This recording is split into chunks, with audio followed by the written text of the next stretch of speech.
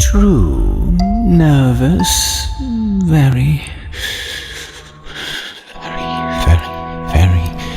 dreadfully nervous. I had been and am, but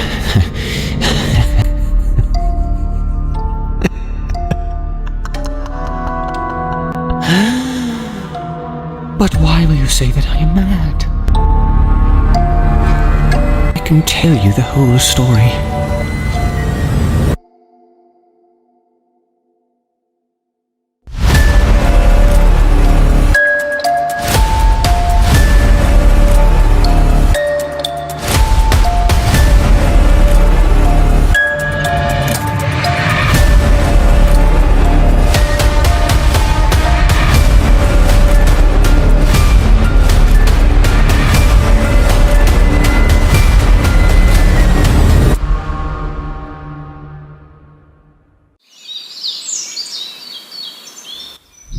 It is impossible to say how first the idea entered my brain.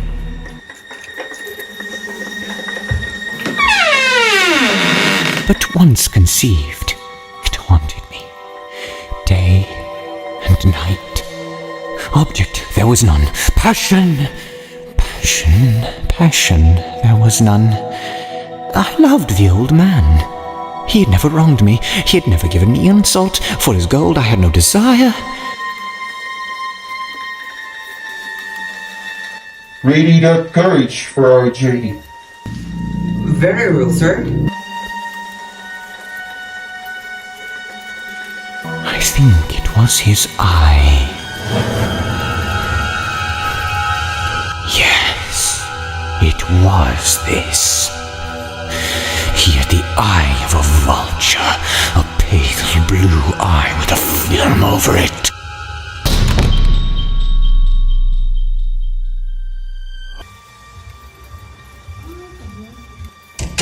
Whenever it fell upon me, my blood ran cold. So by degrees, very gradually, I made up my mind to take the life of the old man, and thus rid myself of the eye forever.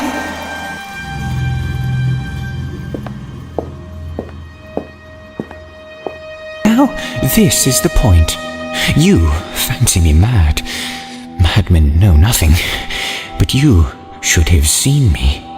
You should have seen how wisely I proceeded, with what caution, with what foresight, with what dissimulation I went to work. Will there be anything, sir? Now, my boy, that will be all for tonight. Very well, sir. I was never kinder to the old man than during the whole week before I killed him.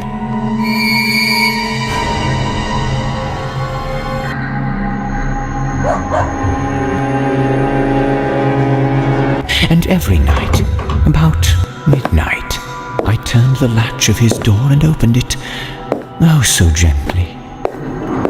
And then, when I had made an opening sufficient for my head, I put in a dark lantern, all closed, so that no light shone out. And then I thrust in my head. You would have laughed to see how cunningly I thrust it in. I moved it slowly, very slowly, so that I might not disturb the old man's sleep. It took me an hour to place my whole head within the opening, so far that I could see him as he lay upon his bed. Would a madman have been so wise as this? And then, when my head was well in the room, I undid the lantern cautiously, so cautiously, for the hinges creaked. I undid it just so much that a single thin ray fell upon the vulture eye. And this I did for 7 long nights, every night just at midnight. But I found that the eye was always closed. and so it was impossible to do the work, for it was not the old man who vexed me, but his evil eye. And every morning, when the day broke, I went boldly into the chamber and spoke courageously to him, calling him by name in a hearty tone, and inquiring how he passed the night. Good morning, sir. Did you sleep well?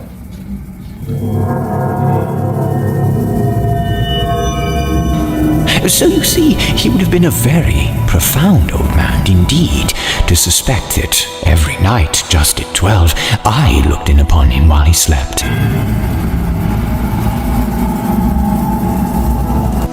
Upon the 8th night, I was more than usually cautious in opening the door. A watch's minute hand moves more quickly than did mine. Never before that night had I felt the extent of my powers, my sagacity. I could scarcely contain feelings of triumph to think that there I was, opening the door little by little, and he not even to dream of my secret deeds or thoughts. I fairly chuckled at the idea, and perhaps he heard me, for he moved on the bed suddenly as if startled. Now you may think that I drew back, but no. His room was as black as pitch with the thick darkness, for the shutters were close fastened through fear of robbers. And so I knew that he could not see the opening of the door, and I kept pushing it on steadily. I had my head in and was about to open the lantern when my thumb slipped upon the tin fastening, and the old man sprang up in bed, crying out, "Who's there?" I kept quite still and said nothing.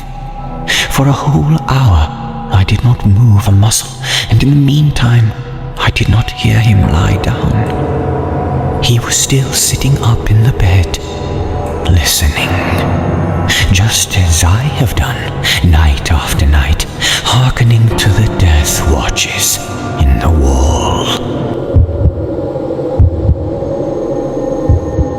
The old man's terror must have been extreme. It grew louder, I say, louder every moment. Do you mark me well? I have told you that I am nervous. So I am. And now, at that dead hour of the night, amid the dreadful silence of that old house, so strange a noise as this excited me to uncontrollable terror. Yet, for some minutes longer I refrained and stood still, but the beating grew louder. I thought the heart must burst. And now a new anxiety seized me. The sound would be heard by a neighbor. The old man's hour had come.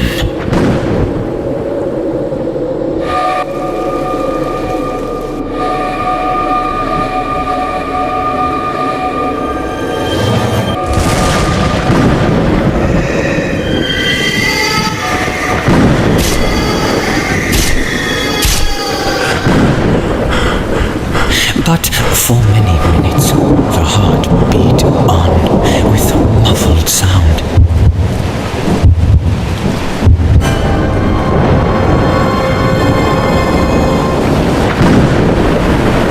This, however, did not vex me.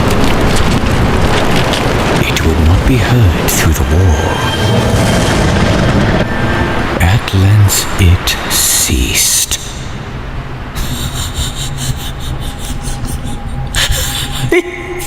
The old man was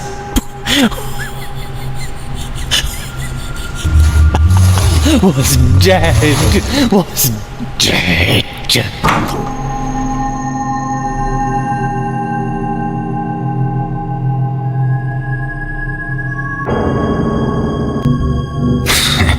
If you still think me mad, you will think so no longer when I describe the wise precautions I took for the concealment of the body. The night waned, and I worked hastily, but in silence. First of all, I dismembered the corpse. I cut off the head, and the arms, and the legs. I then took up 3 planks from the floor of the chamber and deposited all between the scantlings. I then replaced the boards so cleverly, so cunningly that no human eye, not even his, could have detected anything wrong.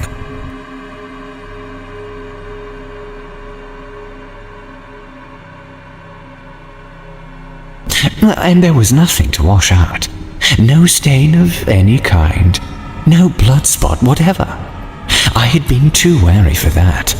Tub had caught it all.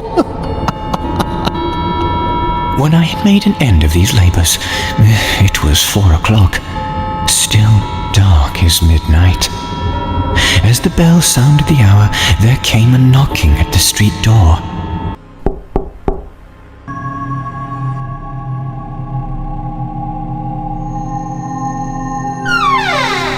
The neighbors reported a scream. Were obliged to investigate. A scream? My own officer. A childish dream. But come in, please. I took my visitors all over the house. I bade them search. Search well. You want to look to the house? That is our duty. Where is the old man? Gone to the city. You're up very early this morning. The dream I spoke of it awakened me. When did he? The old man? Yesterday.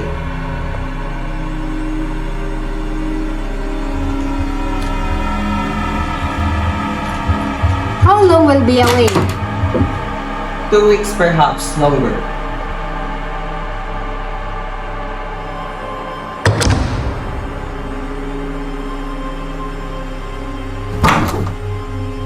Nothing out of place here?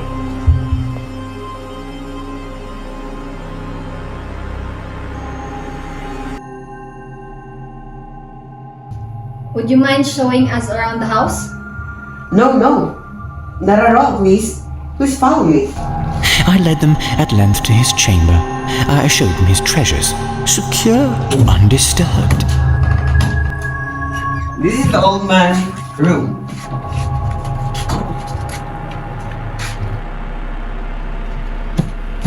Shall I show you his treasure? That won't be necessary. It's obvious. This is all just a big play. Very well, officer. May I offer you something to drink before your duty? In the enthusiasm of my confidence, I brought chairs into the room and I desired them to sit here and rest themselves from their fatigues, while I myself, in wild audacity of my perfect triumph, placed my own seat upon the very spot beneath which reposed the corpse of the victim. Here's the coffee, officer.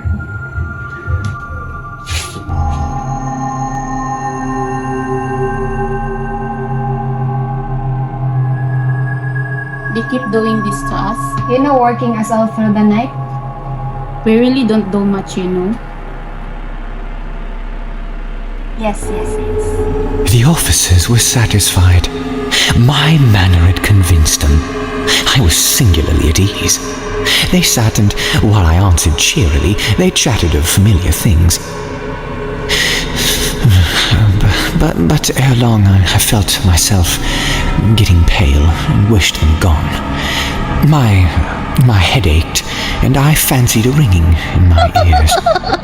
But they sat and still chatted. The ringing became more distinct. It continued and became more distinct. I talked more freely to get rid of the feeling, but it continued and gained definiteness, until at length I found the noise was not within my ears. No doubt now I grew very pale, but I talked more fluently, with a heightened voice, yet the sound increased, and what could I do? It was a low, dull, quick sound, much as the sound a watch makes is when enveloped in cotton. I gasped for breath, and yet the officers heard it not. I talked more quickly, more vehemently, but the noise steadily increased. I arose and argued about trifles in a high key with fine gesticulations, but the sound steadily increased.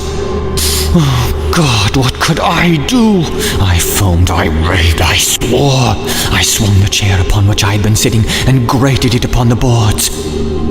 But the noise arose over all and continually increased. It grew louder, louder, louder. And still men chatted pleasantly and smiled. Was it possible they heard not? Almighty God, no, no! No, they heard, they suspected, they knew. They were making a mockery of my horror. This I thought, and this I think. But anything was better than this agony. Anything was more tolerable than this derision. I could bear those hypocritical smiles no longer. I felt I must scream or die. And now again, hark. Louder, louder, louder, louder. Villains! Dissemble no more! I admit the deed! Tear up the planks! Here! It is the beating of his hideous heart!